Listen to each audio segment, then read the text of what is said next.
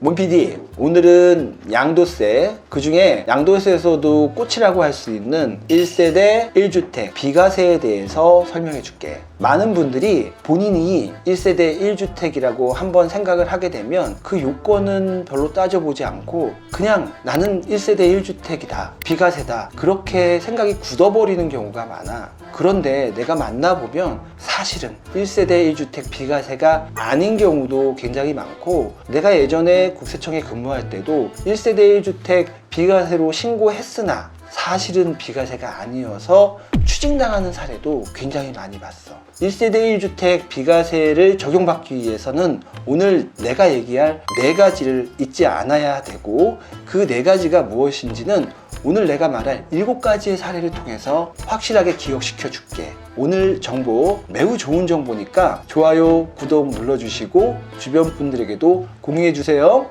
절세는 염지훈.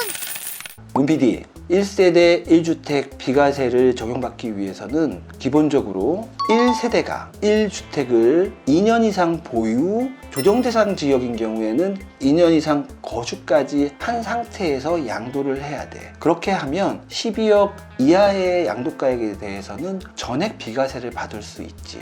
근데 여기서 주의할 점 첫째, 1세대 요건을 철저히 따져봐야 되거든. 1세대는 본인과 배우자, 그리고 생계를 같이 하는 가족, 이 사람들을 말하는데, 1세대를 확실하게 알기 위해서는 혹시 모르니까 주민등록 등본과 초본을 발급받아서 실제로 확인해야 돼. 오늘 내가 말할 첫 번째 조사 사례는 내가 예전에 세무서에서 실제로 조사했던 사례인데, 이분은 약 70대 아주머니셨는데 약 10여억에 상당하는 주택을 양도하고 본인은 1세대 1주택 비과세에 해당한다고 생각하고 비과세로 신고를 하셨어. 그런데 이분과 같이 사는 누군가가 있었지. 그분은 결혼 안 한 40대 딸이었어. 이 딸은 계속 주민등록을 같이 한 상태였고 아마 성인이고 하니까 같은 세대가 아니라고 순간 착각하셨던 것 같아. 근데 이 따님에게는 다가구 주택이 한 개 있었어. 그래서 결국 1세대 1주택이 아닌 1세대 2주택이 돼버렸던 거지. 그래서 그때 그분 약 2억 원의 세금을 추징당했어. 만약에 이 주택을 팔기 전에 여유 있게 따님을 분가시키고 양도했다면, 그렇다면 추징당하지 않았을 세금 2억 원이었어.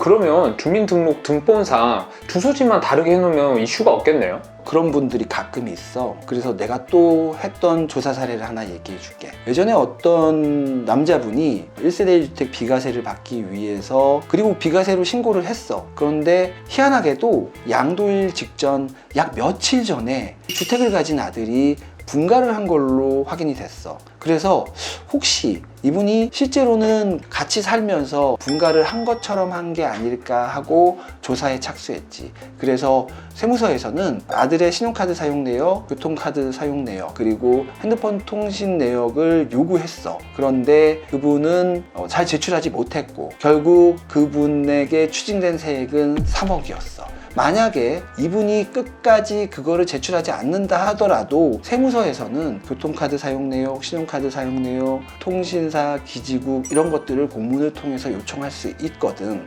그래서 만약에 분가를 할 거면 실제로 분가를 해야 돼. 주민등록만 이전했다가 이것처럼 추징당하는 사례가 있기 때문에 한 달 이상 적어도 실질적으로 오피스텔을 얻든가 해서 주민등록도 이전하는 건 당연하거니와 그 오피스텔의 전입신고도 세대로 이제 들어가야 되고, 거기서 실제로 생활하면서 교통카드, 신용카드를 그 부분에서 사용한 내역을 잘 챙겨두는 것도 좋을 것 같고, 통신사의 내 통화 내역, 기지국이 어딘지 이런 것도 선제적으로 받아 놓는다면 이 다음에 불필요한 소송에 휘말렸을 때 그 대비 자료로서 활용할 수 있고, 그리고 1세대 1주택 비과세를 확실하게 유지할 수 있는 방법이라고 생각해. 그러면 팔기 직전에 그냥 며칠만 오피스텔 얻어가지고 나가서 살면 이런 건 괜찮나요? 만약에 며칠 전에 그렇게 했다면 세무공무원이 매와 같은 눈으로 더 집요하게 확인할 거야. 누가 봐도 10년 동안 같이 계속 살다가 단 며칠 전에 분가를 했다는 건 그건 좀 의심스러워. 그래서 며칠 이런 것들은 좀 위험하고 어디까지가 안전하다고 말하기는 좀 어렵지만 적어도 1개월 이상 전에 분가를 하고 내가 아까 얘기했지? 전입신고하고 그 오피스텔에 입주자 관리 카드도 쓰고 차가 있으면 차량 등록도 하고 해서 정말 생활의 터전이 거기고 그 기간이 적어도 한 달 이상이 됐다는 거를 보여주는 게 중요할 것 같아. 절세는 염지훈.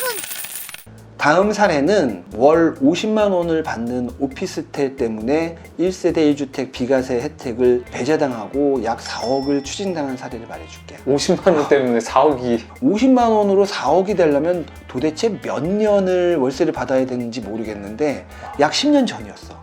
내가 모 세무서에서 조사공무원으로 근무할 때 이분이 10억에 육박하는 물건을 양도하고 세금을 하나도 안 내고, 물론 취득가액은 2억 정도밖에 안 되는 건으로 기억하고 있는데 세금 4억을 안 내고 좋아하고 계시다가 갑자기 세무서에서 내가 전화를 했지. 전화를 해서 어르신 1세대 1주택 비과세가 아닌 것 같습니다 라고 전화를 했어. 그랬더니 그분이 무슨 소리예요, 저는 1세대 1주택인데 라고 했는데 이분에게는 그 월세 50만 원 받는 오피스텔이 하나 더 있었던 거야. 그래서 이분은 오피스텔은 주택이 아니라고 판단하고 있었겠지. 고작 50만 원 나오는 그 오피스텔, 이게 무슨 문제가 될까라고 생각을 했는데 그분이 이제 세무사한테 듣고 오피스텔도 주거용으로 사용하면 그러면 주택수에 산정이 되고 1세대 1주택 비과세가 배제당하고 세금 4억이 나올 수 있다는 얘기를 뒤늦게 듣고 그분이 업무용 오피스텔입니다 라고 주장을 했지. 그래서 우리는 그 오피스텔에 출장을 나갔고 가까운 주민센터에 가서 전입세대 열람, 그분이 이제 전입신고가 돼 있었고 오피스텔의 관리사무소에 가서 입주자 관리 카드를 확인했어. 그리고 그분이 직장이 뭔지 봤어. 이분은 그냥 사업을 안 하고 직장인이었고 그분 계속 업무용이라고 주장을 하길래 결국 입주자한테 전화까지 했어. 전화를 해서 거기서 뭘 하냐. 이제 그분은 난 직장인이고 그냥 잠만 잡니다 이렇게 얘기를 했지. 그래서 거기는 결국 업무용이 아닌 주거용 오피스텔로 실제 사용된다는 것을 확인하고 1세대 2주택이 되면서 이분은 4억 원을 세금을 추징당했어. 만약 이분이 그 오피스텔을 먼저 팔거나 아니면 그 오피스텔을 업무용으로 전환하고 조금 여유 있게 팔았다면 그 4억 원이라는 세금을 아낄 수 있을 뻔했는데 그분은 그거를 간과했던 거야. 오피스텔은 진짜 주의를 많이 해야겠네요. 그렇지. 이런 사례는 사실 내가 겪었던 사례 말고도 주변에 너무 많아. 그래서 오피스텔은 반드시 체크해야 된다. 절세는 염지훈. 문PD, 아까는 월 50만 원 때문에 5억의 세금이 추징당한 사례를 얘기했지. 이번에는 월 20만 원 때문에 세금 5억을 추징당한 사례를 말해줄게. 와, 월 20만 원 때문에요? 그렇지. 20만 원으로 5억을 벌려면 도대체 얼마를 벌어야 되는지 계산도 안 돼. 근데 한번 얘기해 볼게. 이 사례는 사실 국세청 내부에서 매우 자주 지적되는 사례고 우리 직원들도 실수를 많이 해서 감사해서 지적되는 사례야. 일명 옥탑방 세금 폭탄이지. 우리가 다가구 주택이라고 하는 것은 지하를 빼고 3계층 이하이면서 19세대 이하 660평방미터 이하인 주택은 다가구 주택이라고 해. 이 다가구 주택은 하나의 매매된 단위로 전체를 팔면 1세대가 돼. 즉 그 다가구 주택을 한 번에 팔면 1세대 1주택 비과세를 전체를 받을 수 있거든. 근데 만약에 4계층 이상이 되면 다 세대 주택으로 분류가 되고 그 호수가 만약에 8개였다면 그 8개가 하나가 주택으로 인정받는 거야. 그러면서 맨 마지막에 받는 그 주택만 비과세 혜택을 받고 그 전에 판 8개는 다 과세를 받기 때문에 매우 불리해져. 그런데 내가 예전에 조사했던 그 사례에서는 1층부터 3층까지 8개의 집이 있었어. 모든 요건은 완비가 됐어. 근데 옥상에 옥탑방이 한 개 있었어. 그 옥탑방은 옥상 전체 면적의 8분의 1을 넘으면 하나의 층으로 인정받으면서 4개 층이 되는 거야. 4개 층이 되면 다가구 주택이 아닌 다 세대 주택이 되는 거거든. 다시 한번 얘기하면 3개 층까지는 다가구 주택. 그러면 하나의 매매 단위로 팔면 1세대 1주택 전체를 받을 수 있다. 그런데 옥탑방이 있거나 아니면 4개 층, 그냥 4개 층이든가 3개 층인데 그 옥상에 옥탑방이 하나가 있고 그 면적이 전체 옥상 면적의 8분의 1을 넘게 되면 4개 층이 되는 거야. 4개 층이 되면 하나하나가 다 주택으로 인정받게 돼. 한 그래서 호실마다요? 그렇지. 한 개 호, 한 개 호가 다 주택으로 받게 되는데 이거는 세법에 나온 게 아니고 주택법에 나온 거야. 주택법에서 다가구 주택과 다세대 주택을 그렇게 정의했고 다세대 주택이 되는 순간 세금 불이익을 크게 받게 돼. 그래서 내가 조사했던 사례에서 옥탑방 하나 때문에 세금이 5억이 추징됐는데 아까 내가 얘기했지 이 옥탑방에 들어오는 월세 수입이 고작 20만 원이었어. 그래서 이런 사례는 사실 굉장히 많은데 이런 것들을 예방하기 위해서는 어떻게 해야 되냐면 옥탑방에 그분을 미리 양해를 구해서 팔기 전에 수개월 전에 내보내고 거기를 창고로 만들고 그리고 그런 것들을 사진을 찍고 그렇게 해야 돼. 세무공무원들은 옥탑방에 집이 있는지 없는지를 어떻게 확인할까? 요즘에는 위성 사진들이 잘 돼 있으니까. 그렇지. 수년 동안의 위성사진이 네이버나 사이트에서 다 보여져. 그래서 그 위성사진과 이것도 마찬가지로 전입세대 열람을 통해서 거기에 거주했던, 입주했던 그 사람들의 인적사항을 확인하고 심지어는 세무서 전산망에 그분들의 전화번호가 다 확보가 돼. 그러면 그분들에게 일일이 전화해서 거기 옥탑방에 살았던 사람 또는 아래층에 살았던 사람들에게 혹시 옥탑방에 그 당시에 사람이 살았는지를 물어볼 수도 있지. 그런 것들을 통해서 매우 객관적인 정보를 확보하고 다가구 주택이 아닌 다세대 주택으로 정정해서 다시 세금을 부과해. 그렇게 해서 내가 그때 5억이나 되는 세금을 부과하고 매우 안타까워했던 사연이야. 아, 이건 진짜 체크를 잘 해야겠네요. 그렇지. 솔직히 자신이 다가구 주택인지 다세대 주택인지 이런 걸 세법 지식이 모자라서 잘 모르기 쉽거든. 그래서 부동산을 팔 땐 항상 뭐다? 세무사하고 상의해야 한다. 절세는 염지훈. 모피디, 다음 사례도 매우 안타깝고 이해가 되는 사례야. 이번에는 고작 월세 10만 원 때문에 세금 또 5억을 추징당한 사례인데 내가 아는 이모님 얘기야. 이모님은 강남에 약 20억짜리 아파트를 팔고 1세대 1주택으로 보아서 양도세 신고를 했는데 12억이 넘었기 때문에 약 1억 원이 이하인 세금을 내고 정확하게 기억은 안 나는데 그 정도의 세금을 내고 양도세 신고를 하고 적게 세금을 냈다. 약 20억을 벌고 세금 한 5천만 원 내고 좋아하고 계셨어. 그런데 이분에게 경기도에 농가주택이 하나 있었거든. 오래전에 취득한 거라서 본인도 잊고 있었지. 근데 그 농가주택에서 나오는 월세 금액이 10만 원이었어. 아까는 50, 20, 요번에 10만 원이야. 이 사연이 매우 제일 안타깝지. 강남에 20억짜리 주택을 가지신 분이 농가주택에서 나오는 월세 10만 원. 근데 이분은 그거를 비워놓기가 뭐했대. 10만 원이라도 받고 싶었대. 그래서 그 10만 원을 꾸준히 양도일까지 계속 받고 있었어. 근데 그걸로 인해서 추징당한 세금 마찬가지로 거의 5억 원이었어. 그래서 그분이 뒤늦게 이것도 주택수 산정에 포함된다라는 얘기를 세무사한테 듣고 뭐라고 주장했냐면 이거는 폐가입니다. 사람이 살지 않고 있었습니다. 이렇게 주장했지. 왜 그랬냐면 거기에 전입신고가 아무도 안 돼 있었기 때문에 세무사님께서 아마 그렇게 하라고 시켰던 것 같아. 근데 세무서에서 전기, 수도 그 사용 내역을 공문으로 요청해서 받아봤더니 상당히 많은 양의 전기, 수도가 사용되고 있었고 그 요금을 청구하고 내고 있었거든. 그래서 여기는 사람이 살지 않았던 집이라고 볼 수 없다. 주택수 산정에 포함시킨 거지. 그래서 월 10만 원 임대료 때문에 5억을 세금을 추징당한 사례야. 아, 이거 진짜 너무 안타까운데요. 아니 근데 사람도 안 살고 전입신고도 안 돼 있으면 이건 그냥 창고 아니에요? 물론 세무서 직원이 그 부분을 그렇게 판단하고 넘어갈 수도 있었지. 근데 이 세무서 직원은 거기에 혹시 사람이 살았는지를 확인하기 위해서 전기, 수도 요금까지 확인했고 위성사진을 또 봤을 수도 있겠지. 거기에 뭐 항아리나 이런 직기비품이 있고 요즘은 뭐 워낙 위성사진이 잘 돼 있으니까. 그래서 여기서 중요한 건 그런 불필요한 오해, 불필요한 추징을 피하기 위해서는 양도하기 전에 다시 한번 내 주변을 돌아봐야 된다는 그런 교훈을 남기는 사례야. 절세는 염지훈.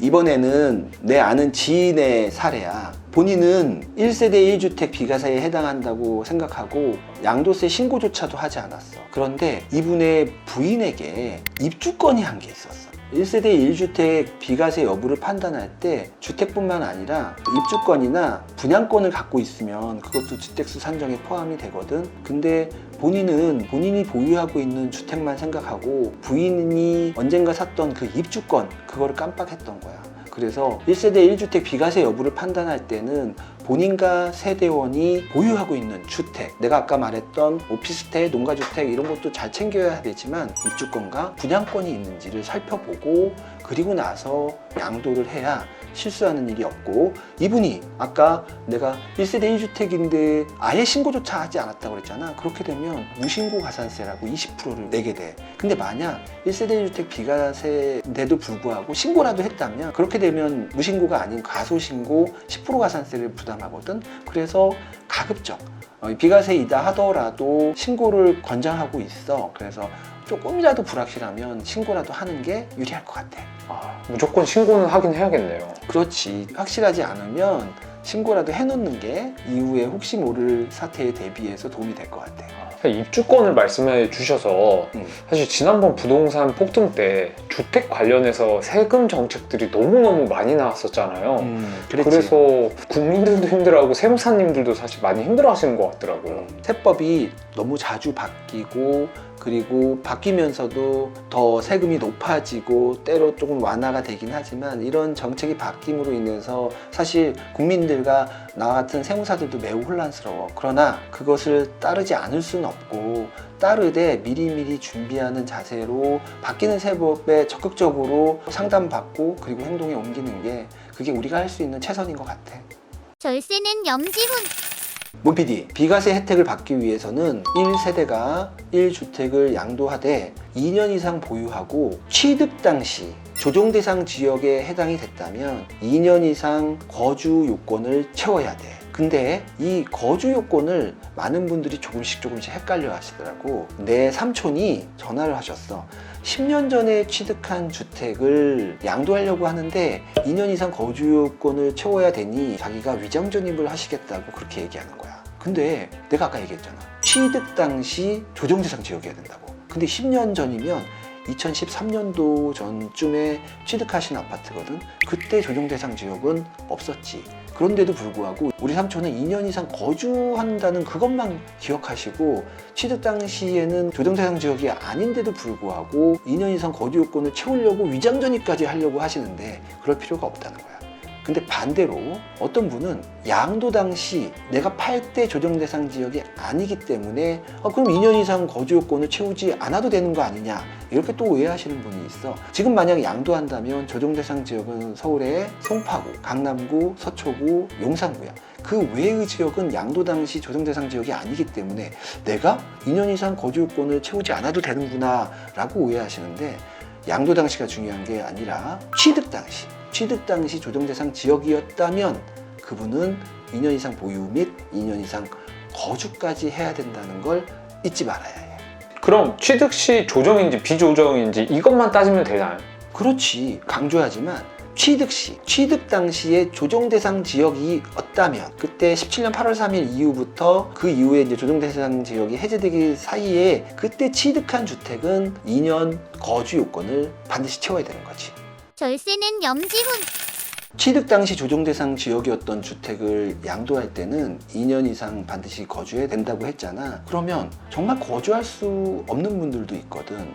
이런 분들은 과연 어떻게 해야 되는지 내가 말해줄게. 최근에 올해 초에 오래전부터 알았던 후배가 나를 찾아와서 고민을 얘기하는데 1세대 1주택 비과세를 받기 위해서 2년 이상 거주를 하려면 기존에 있는 임차인을 내보내고 거기에 전입을 해야 되는데 그거는 문제가 없는데 아기가 미취학아동이야. 그래서 곧 초등학교에 가야 되는데 거기에 있는 학군을 받기가 너무너무 싫은데 1세대 1주택 비과세 요건을 받기 위해서 억지로 전입을 해야 되는 부담스러운 상황에 처해 있더라고. 그래서 내가 걔한테 해법을 말해줬지. 누구누구야, 너는 상생임대주택이라는 것을 들어본 적이 있니? 그러니 걔는 모르더라고. 물론 비세무 전문가니까 모를 수도 있어. 그러니까 이 상생 임대주택은 상생이야. 임대인도 좋고 임차인도 좋게 하기 위해서 만든 제도인데, 이거는 임대료를 일정 이상 올리지 말라는 건데, 그거는 이제 임차인을 위한 거고, 임대인에게 좋은 뭔가가 있어야 임대인도 같이 사는 거겠지. 상생 임대주택은 이 주택을 취득하고 1년 6개월 이상의 계약을 체결해야 돼. 그게 이제 첫 번째 계약이라고 할게. 첫 번째 계약을 1년 6개월 이상 체결한 상태에서 두 번째 계약을 2년 이상 체결하면서 그 계약을 2024년 12월 31일 이전에 체결해야 돼. 그리고 첫 번째 계약과 두 번째 계약 사이에 임대료의 증가율이 5%를 초과하면 안 돼. 이 세 가지 요건을 다 갖추면 1세대 1주택 비과세를 적용함에 있어서 2년 이상 거주 요건을 채워야 하지만, 상생임대주택 요건을 갖춘 사람에게는 2년의 거주 요건을 충족한 것으로 봐주는 제도야. 그럼 형이 말한 상생 임대주택 조건을 만족하면은 조정 대상 지역 주택을 2년 거주 안 해도 비과세 혜택이 된다는 거네요? 그렇지. 상생임대주택을 요건을 감비하면 2년 거주 요건을 충족하지 않아도 1세대 1주택 비과세를 판단함에 있어서 2년 거주한 것으로 봐주고, 이것이 만약에 1세대 1주택에 해당이 된다면 10억 이상이면 세금이 나오거든. 이때 그 1세대 1주택 장기보유 특별공제는 최대 80%까지 인정받을 수 있는데, 그 요건이 2년 이상 거주한 경우에만 최대 80% 적용받는 그 규정을 적용할 수 있어. 그래서 그 경우에 2년 이상 거주한 걸로 봐주는 그 규정을 장기보유 특별공제에도 적용할 수 있기 때문에 또 다른 이익을 얻을 수도 있지. 절세는 염지훈. 오늘의 결론, 1세대 2주택 비과세를 온전히 적용받기 위해서는 첫째, 내 세대원이 누구인지 주민등록 등본 초본을 체크. 둘째, 나와 세대원 중에 주택 외에도 입주권, 분양권, 주거용 오피스텔, 농가주택 등이 있는지 체크. 셋째, 내가 양도하는 다가구주택 옥상에 옥탑방이 있는지, 그래서 다세대 주택으로 분류되지 않는지 체크. 넷째, 내가 양도하는 주택이 취득 당시 조정 대상 지역에 포함됐었는지, 2년 이상 실제 거주했는지, 그리고 상생 임대주택 요건에 충족했는지 체크. 위 요건에 모두 충족한다면 비과세 합격! 문PD, 이 외에도 양도세 궁금한 거 있으면 언제든지 형한테 전화해.